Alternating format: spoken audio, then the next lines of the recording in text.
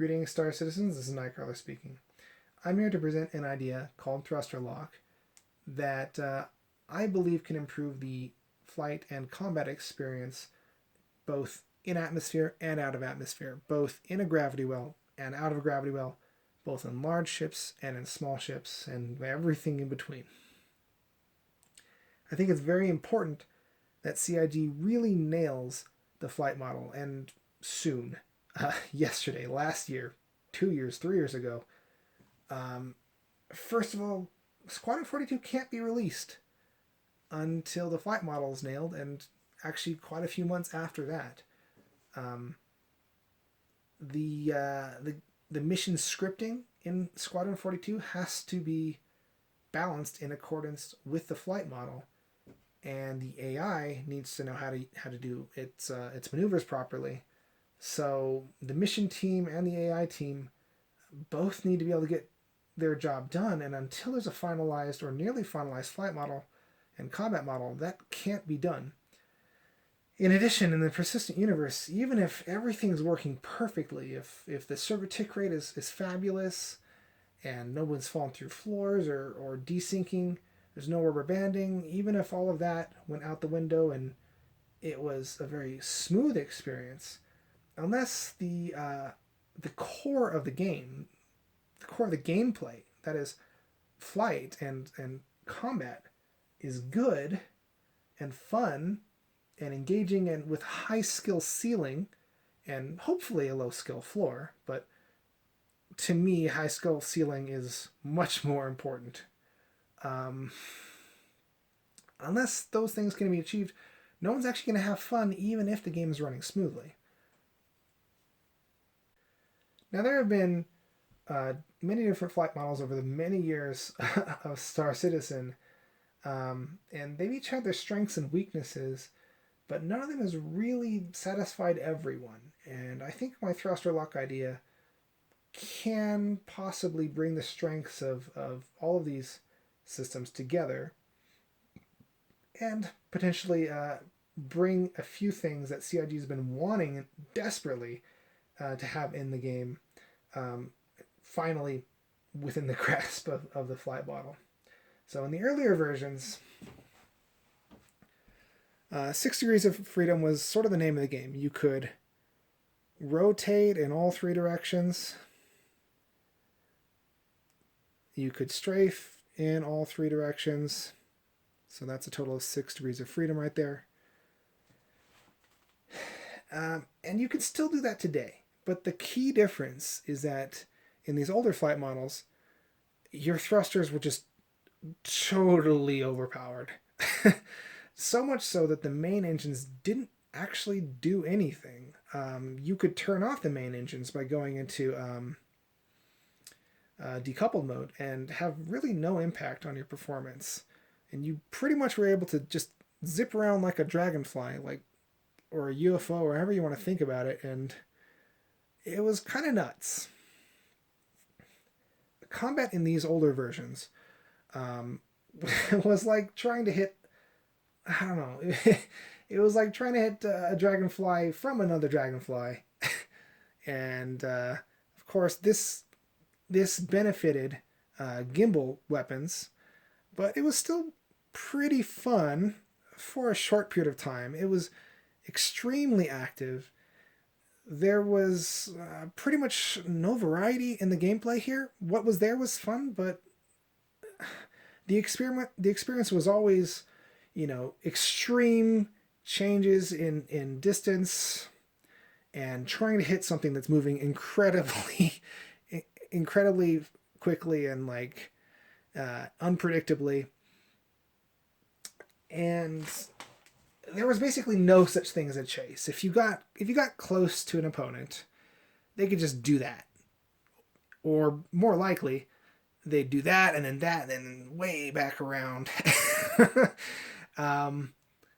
And yeah, it was fun. And it was fun to maneuver. You could make your way around the terraformers and the asteroids and the space stations and have a lot of fun with that. But it was also unrealistic, kind of stressful, and kind of illogical with the uselessness of the main thrusters.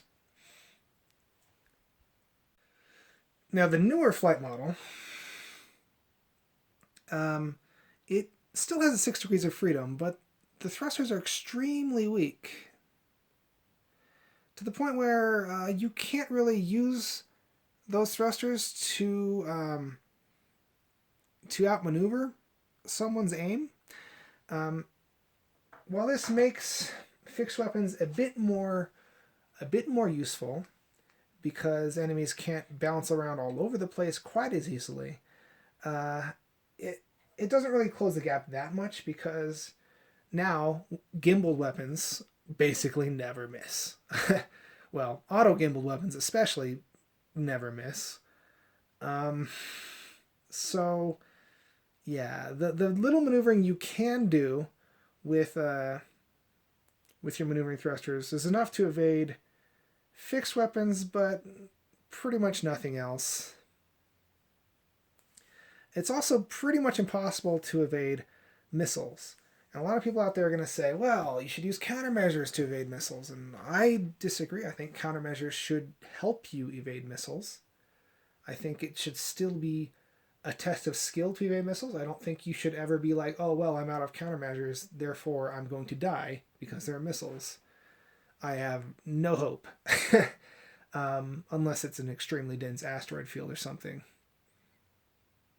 It's also somewhat dull, and it really, really favors auto gimbals or gimbal assist. So my idea is called gimbal lock. And what this is it's sort of an extension of the heat system. As you use your maneuvering thrusters, they start to heat up more. And that makes them less flexible, less maneuverable, because you have, let's say for a gimbal thruster, you've got like spheres rotating inside of shells to do this sort of thing. As the thrusters start to heat up, both the outer shell expands inward and outward, and the inner shell, the inner sphere expands outward, and so they start to grind on each other a bit more.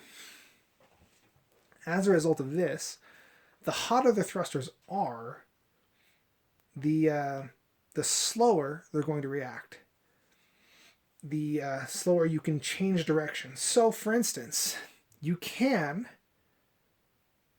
suddenly drop straight down out of your opponent's line of sight and put a lot of power into that thrust. But the further you go, in other words, the longer you hold that thrust, the hotter your thrusters are going to get, as well as, the more power you put into it, the more you're going to be heating it up. So you can keep going down because gimbal lock doesn't reduce the power of your thrusters in this sort of case. But you won't be able to suddenly switch directions and fly in another direction if your opponent moves in to chase you, right? So let's say the K-Wing here wants to drop down out of his opponent's line of sight. He drops down and he uses his thrusters with afterburners or whatever, or boost or whatever it's called this time. Now the opponent comes to pursue, and so instead of using his thrusters to angle down, which he could do, and he'd be in the exact same situation as this K-Wing here, instead of doing that, he can angle down and thrust forward, and now we have a chase situation in the making. Where, again, the main thrusters are going to be useful, and with the reduced maneuverability on this K-Wing here, yes, it still can maneuver, but it's going to be less maneuverable because its hot gimbal thrusters are going to be grinding against each other and not able to react as quickly. So because it can still thrust downward if it really wants to, this leads to a chase situation.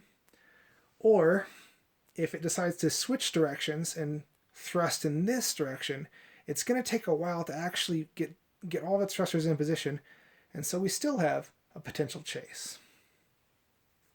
On the other hand, it's not just leading to chases. If this K-wing were more conservative, he could thrust down for just a short time and then thrust back up before his gimbal thrusters are extremely hot.